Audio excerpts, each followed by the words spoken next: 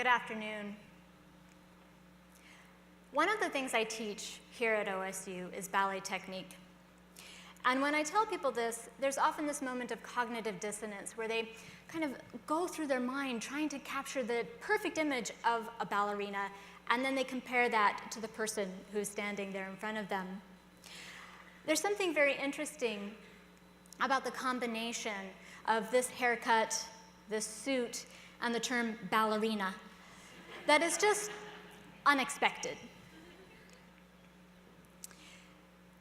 The unexpected can be disorienting. It can be unmooring, it can be challenging, especially if something doesn't conform to our mental or social models about how we think that thing is supposed to be or act or behave.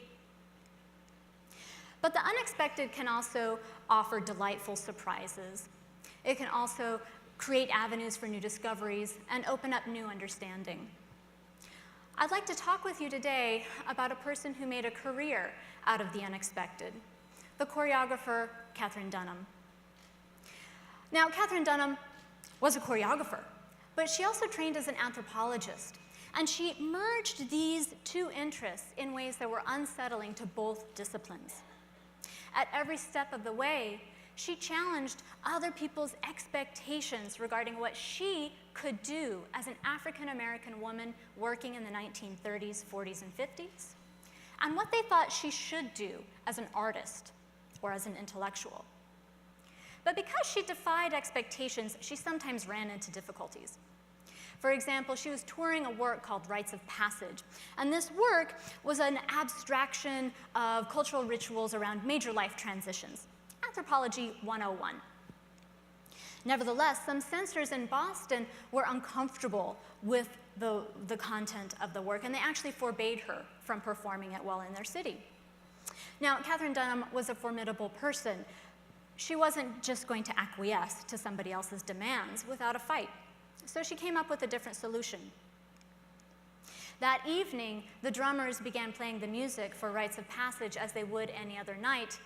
But the curtains rose, and remember, they're forbidden. They're forbidden from dancing. So the curtains rose to reveal the dancers standing stock still. They were frozen in place. And this was a bold move, a bold choice for somebody like Katherine Dunham, who relied on her ability to reach out to audiences and make nice with city council people so that she could be invited back into those theaters.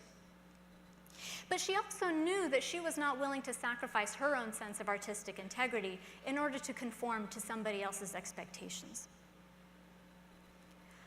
Dunham toured internationally. And she used her training as an anthropologist to interface with local dance communities, learning their dances, learning their music and song. And she actually incorporated this into her choreography.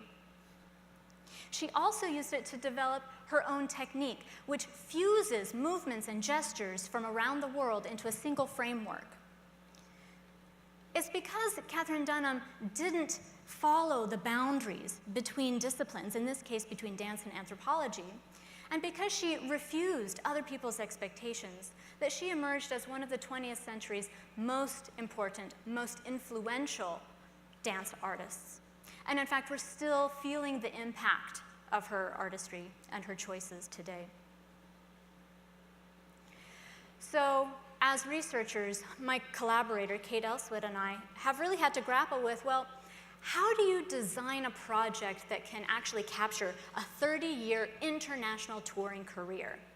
How do you understand a company structure where dancers are coming and going, musicians are coming from this city and they leave in that city, so the company structure changes all the time?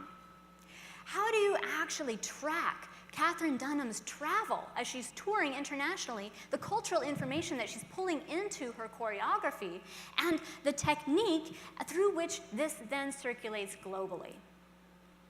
In other words, what kind of a project can match the magnitude of Katherine Dunham's own vision? And what we discovered is that we ourselves had to do something unexpected. we had to reach beyond our own disciplinary bounds in the field of dance history to employ the modes and research methods of digital humanities, data analysis, and digital visualization, simply to grapple with the scope and scale of Dunham's work and influence. But we also recognized that we had to root ourselves more deeply in our own training, not only in the humanistic and archival research that really undergirds this project, but also in the dance-based embodied knowledge that helps us to understand and make sense of this data and make it meaningful in our particular context. One of the things that we've discovered recently is that scholars have actually obscured the importance of Dunham's performance in nightclubs and cabarets. It's missing from the historical record. So by tracking Dunham's movements, by tracking her developing repertory, by trying to understand who is coming and going from her company, we're actually changing the historical narrative around Katherine Dunham. As researchers, we can't just go in search of what we already expect to find.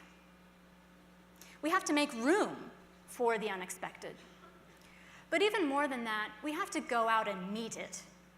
Because Katherine Dunham teaches us that that's actually where innovation happens. Thank you.